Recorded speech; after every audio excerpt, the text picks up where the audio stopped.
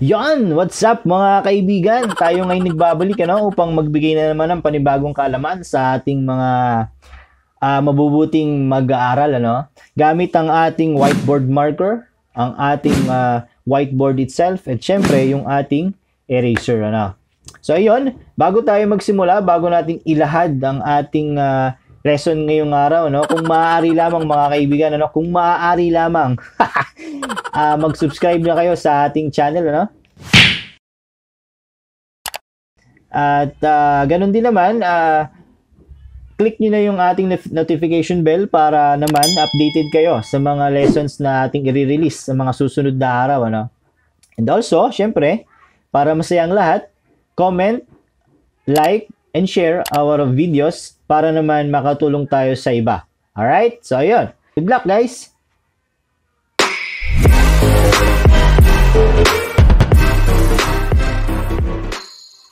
So, yun na nga, mga kaibigan, ang muli, tayo magbabahagi, ng panibagong kaalaman. At ang atin yung tatalakayin ngayong araw ay the areas bounded by the curves, This is one application of integration. So, we will be solving problems in which areas are bounded by given curves or lines, using integration. Okay? So, to do that, we need the formulas, So, let me share to you the formulas. Formula I'm using in solving the area bounded by the curve using integration. Okay? So, the areas are hindi naman siya divided Kumbaga, dalawa yung formula na gagamitin natin, Isa sa vertical strip at isa naman sa horizontal strip. Okay? So, using the vertical strip, solving area to area. So, using the vertical strip, saan nga ba galing yan kasi? Anyway, by the way pala. By the way, let me give you an example of illustration, So, let's say meron tayong illustration na ganyan, ganyan. Yan. Diba, meron tayong ganyang illustration. Ito yung tinatawag na strip. Ang strip kasi kukuha lang tayo ng gagapiranggot na area doon sa area. Ito yung area na hinahanap natin. Ito. Yan. Ngayon, kukuha lang tayo ng strip. So, pag sinabing vertical strip, syempre patayo.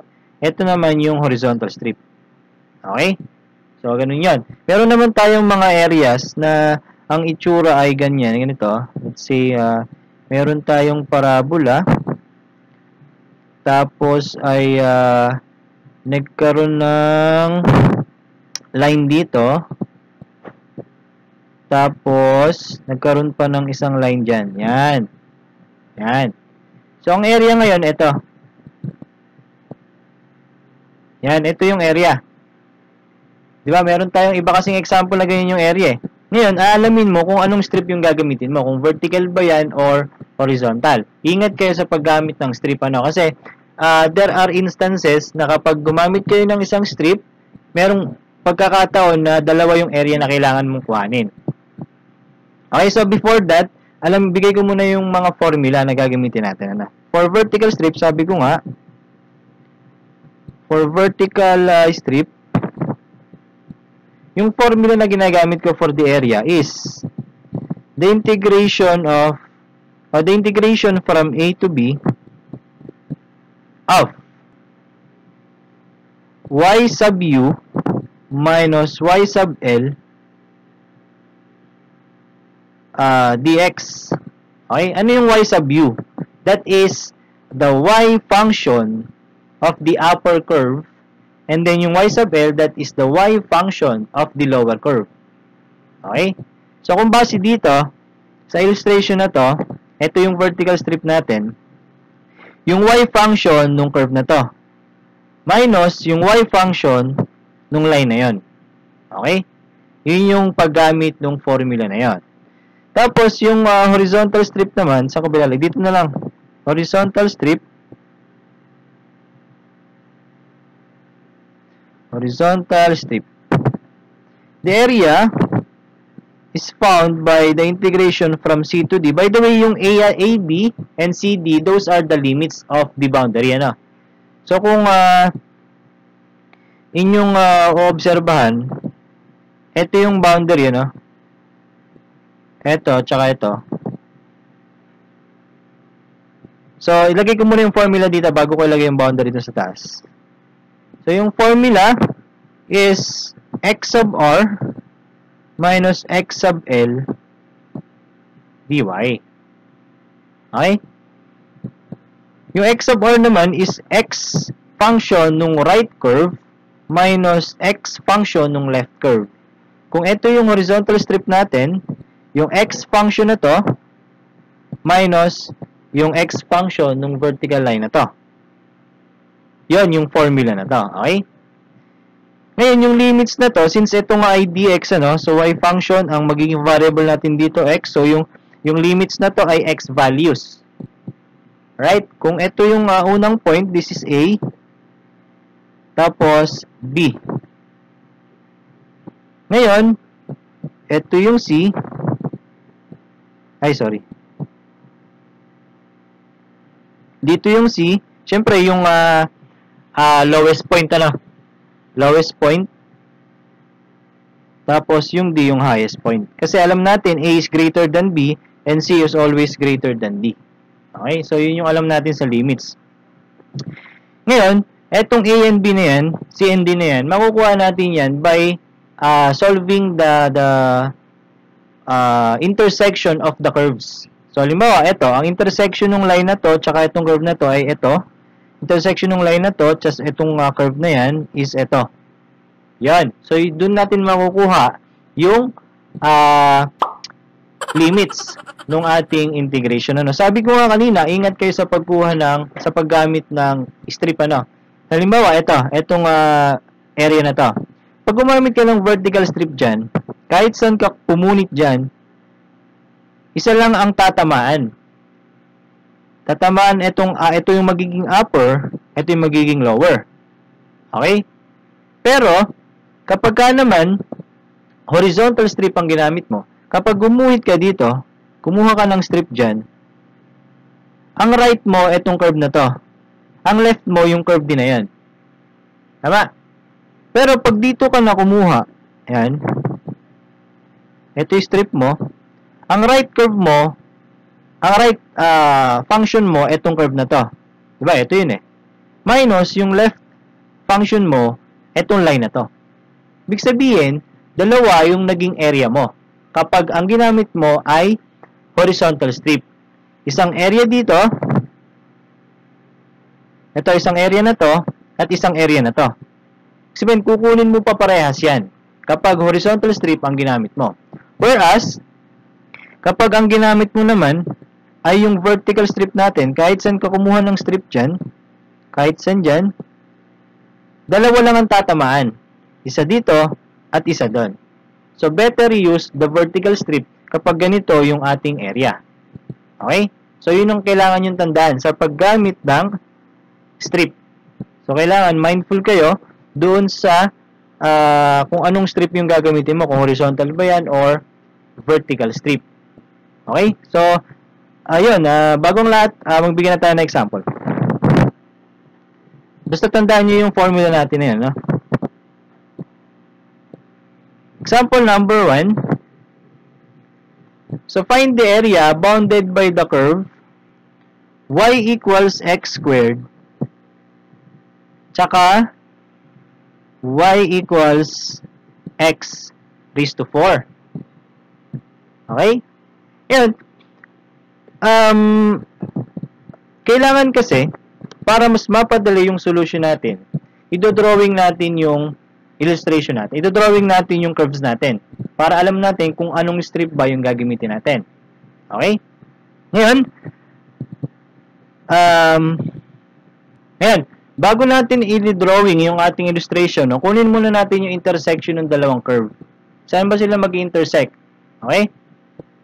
So, to do that, kung mapapasin ninyo, that is y equals x squared, no? That is y equals x raised to 4. So, they are equal. Kapag sa pagkuha kasi ng intersection, equate mo yung dalawang curves to each other, ano? Since y ito, so equal sila. Equate natin yung dalawa na yan to solve for the intersection. So that is x squared minus, equals x raised to 4. Tapos, i-transpose mo yung x squared sa kabila. That would be x raised to 4 minus x squared equals 0. Now, solve for x. By factoring, ano? X squared multiplied by x squared minus 1 equals 0. Okay? Then, paghiwalay natin yung factors, x squared equals 0, x squared minus 1 equals 0. Therefore, yung ating unang x ay 0. Dito naman, x squared equals 1. Diba? Transpose natin yung negative 1 sa kabila eh. Ito, dalawa yung sagot. Isang x plus 1 ay isang positive 1 at isang negative 1. So, tatlo yung intersection niya. Tatlo, no? 0, negative 1, positive 1. Sa x values. Okay? Nung x values natin na yan. Para makuha natin yung point of intersection, ipalit natin yung mga x values na to dun sa y natin. Okay? Sabihin na natin ito ay, sige, dito ko na nalagay yan. Tutuloy ko na dito Kung x ay 0, ano ang y? Ayun o. Palit natin dun sa y equals x squared, ano? Y equals x squared.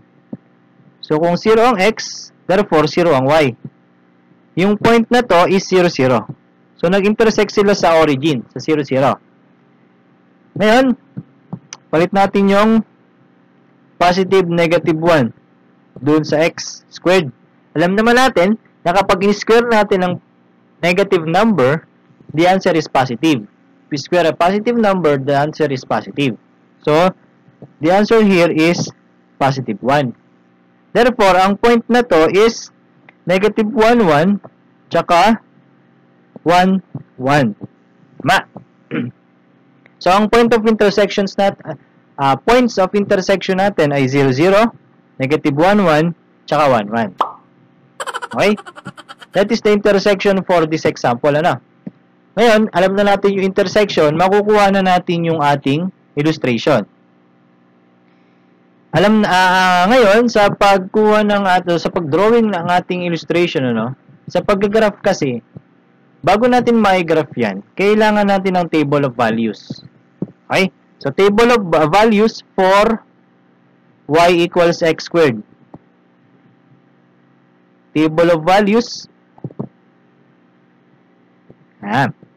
Tutuwid ko lang Yan Table of values ng curve ng y equals x squared. Alam natin na ang boundary ay 0, 0, negative 1, 1, tsaka 1, 1. So, magbigay tayo ng values in between those intersection. Okay, so ang boundary ay kung ang x ay negative 1, ang y ay 1 din.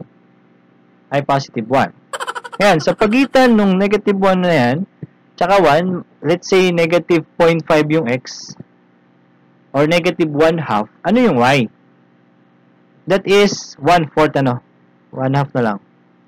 Wag na decimal.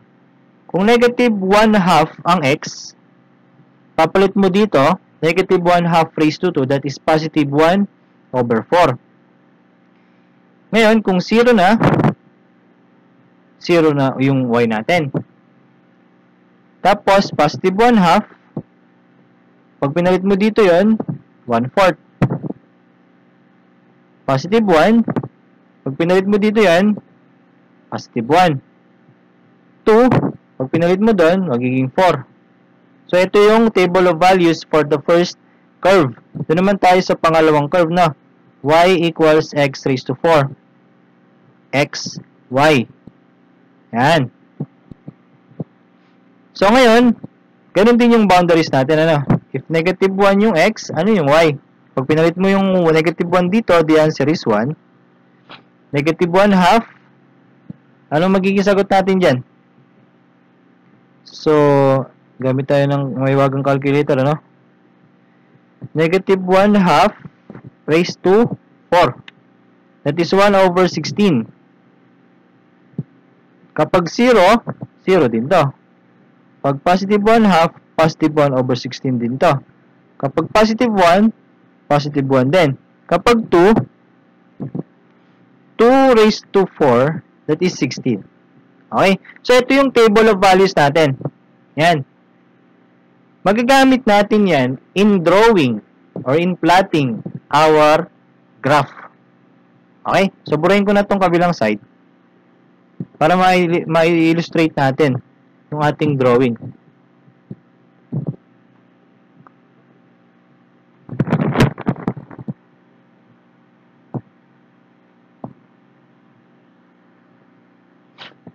Let's say, ito yung illustration natin. Maling. Sipin mo na lang tuwid dyan, kaibigan. Yan. Sabihin na natin ito ay 0, 0, no? Ito yung negative 1 half, ito yung positive 1. Ay, negative 1. Ito yung, ito ay negative 1 half, ito ay negative 1. Ito ay positive 1 half, ito ay 1. Ito ay 3 halves. Diba na? 1.5. Tapos ito yung 2. So, y values, since wala naman tayong negative y, ano? Sabihin na natin, ito yung 1. Nag-approximate lang tayo, mga kaibigan, ano? Kasi nga, kulang yung ating, whiteboard, ano? So, ano lang to? Assuming lang, ano? Hindi siya accurate. Hindi accurate yung illustration natin. Kasi ang interval dito ay 0.5. Ito naman, makikita mo. Ang interval dito, kung ito ay 1, positive 1. Sub natin. Okay, dyan na nga. Positive 1. Ito yung 1 half. No? Ito yung kalahati niya. Tapos, yung kalahati ng kalahati, ito ay 1/4. Ano? Yung kalahati ng 1/4 ay 1/8. At nandito pa lang yung 1/16. Yan. Ngayon, ipa-plot natin itong mga, itong unahin natin ito. Yung y equals x squared. Nasaan siya? Negative 1, 1. So, ito yun. Halimbawa, ito yung unang point.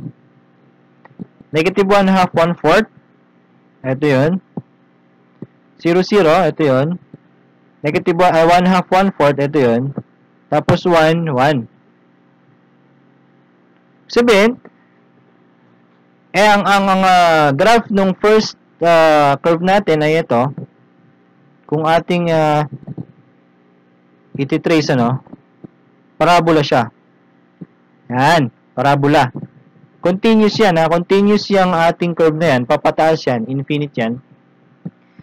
Pinutol ko lang kasi hindi nakasya sa board natin. Tapos, eto naman, i-plot natin ito ngayon. Negative 1, 1, ito yun, ito pa rin siya. So, mag-meet sila doon. Negative 1 half, positive 1/16. So, ito yun. Andito yun. Yan. Tapos, 0, 0. 1 half, 1/16. Tapos, 1, 1. Ito yun. Ibig sabihin, yung susunod na graph, no, nung ating curve na to, ay ito. Yan. Yan. So, assuming na yun yung curve natin, ano? Ibig sabihin, ang area na kukuhanan natin, o yung area na hinahanapan natin, ay ito. Yan. Tsaka ito. Dalawa sila. Okay? Since they are parabola, no? Pares naman silang parabola, symmetrical yan. Yung area dito equal sa area doon. Okay? So, ang gagawin natin, kunin lang natin yung area na itong isa na to, and then multiply natin sa 2. Kasi nga, dalawa sila eh. That is our total area. Okay? Ngayon, anong strip ang gagamitin natin dyan? Base, ito na lang tingnan nyo, ito na lang isang curve na to. Base sa illustration natin, if we use vertical strip, yan, kahit saan ka gumuhit dyan, dalawa lang yung tatamaan. Isang upper, isang lower.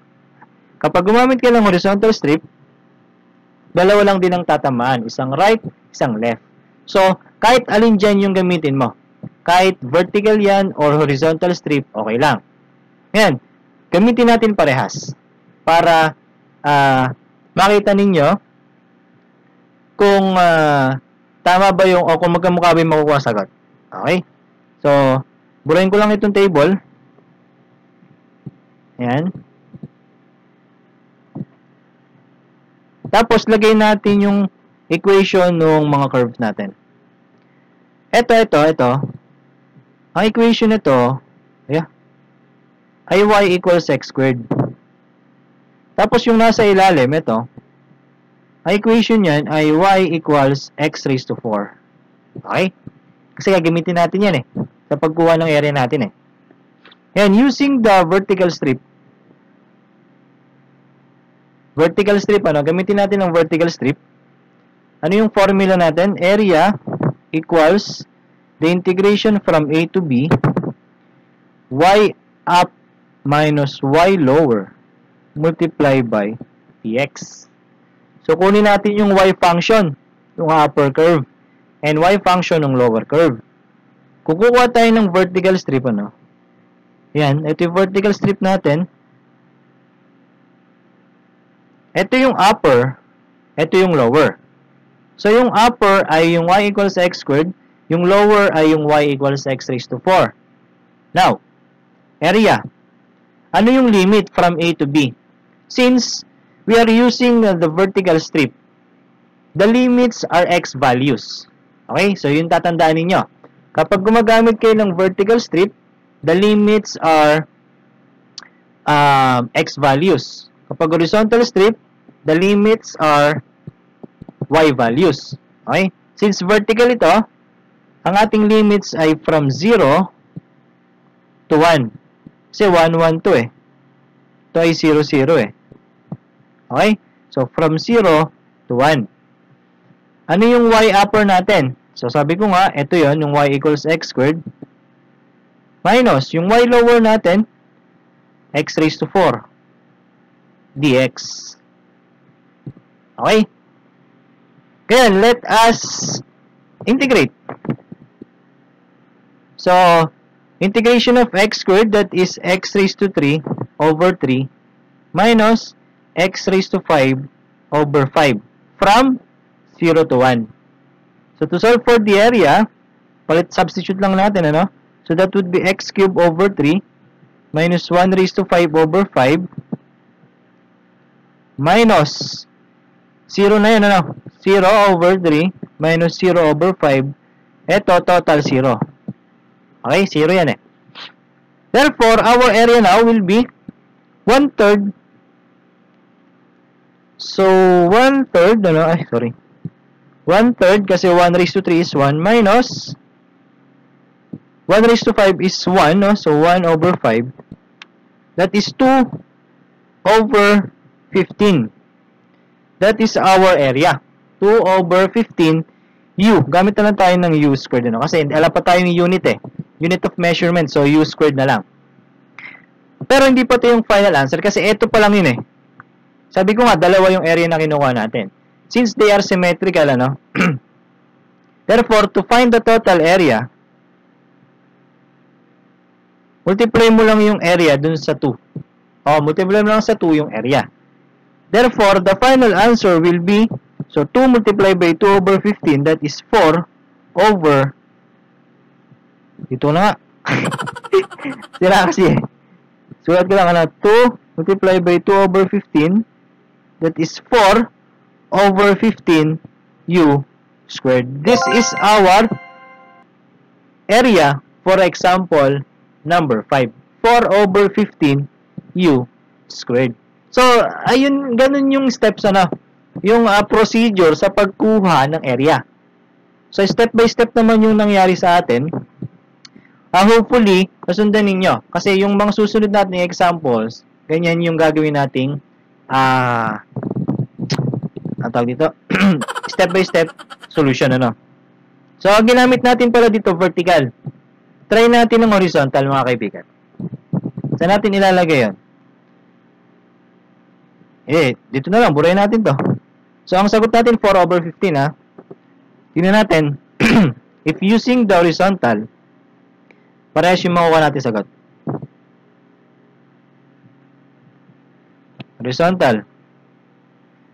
Horizontal strip, the area is from C to D, x from right minus x to the left, dy. Okay? Ibig sabihin, x function naman. Kasi nga, horizontal strip eh. Horizontal, gamit ang horizontal, yan. Yung x sa kanan minus x sa kaliwa. Okay. Kunin natin yung x function na to. Ano magiging x function yan? So, kunin mo yung fourth root nung both sides para matanggal yung exponent na 4, ano? So, this will be x equals fourth root of y. Tapos, ito naman, magiging x equals the square root of y. Okay, kinuha lang natin yung x functions nila, ano? Kasi yun yung kailangan dito eh. Now, ano yung limits? 0, 0, 1, 1. Ang kailangan natin, y values. 0 yung y dito, 1 yung y doon. So, 0, 1 pa din. X sub r, ito to. Yung x function mula sa kanan, alin ba yun? So, ito yun. Fourth root of y. Minus, yung sa kaliwa naman, ito, square root of y. dy. Okay? Ngayon, tanggalin natin yung radicals. Gawin na lang natin exponential. 0 to 1. This will be y raised to 1/4 minus y raised to 1/2 dy. So again, by using the power rule, integrate natin. So plus 1 lang yan, ano? 5 over 4 over 5 over 4 minus 3 halves over 3 halves. Kasi nga, ang integration na to, magpa-plus ka lang ng 1, then yung magiging denominator niya, yung exponent niya. From 0 to 1. Okay. Ngayon, let us substitute, ano? So, magiging 4 over 5 ito. 1 raised to 5 over 4 minus, magiging 2/3 to, 1 raised to 3 halves minus, since 0 na yun, pag pinalit mo yung mga 0 dyan, 0 na yung buo na yan. So, minus 0 na to. Okay? So, ano magiging final answer dyan? Ano magiging area dyan? Siyempre, using our calculator, ano? So, 1 lang ito. 1 lang din yun. Minus 2/3. 2 over 15, ano? So, magkamukha sila ng nakuha ang sagot. So, again, the total area, dito na lang, is twice nung area na to. So, 4 over 15 u squared. Therefore, they are the same. Ibig sabihin, whatever strip will you use, ano, kahit anong strip yung gamitin mo, magkamukha yung final answer na makukuha mo.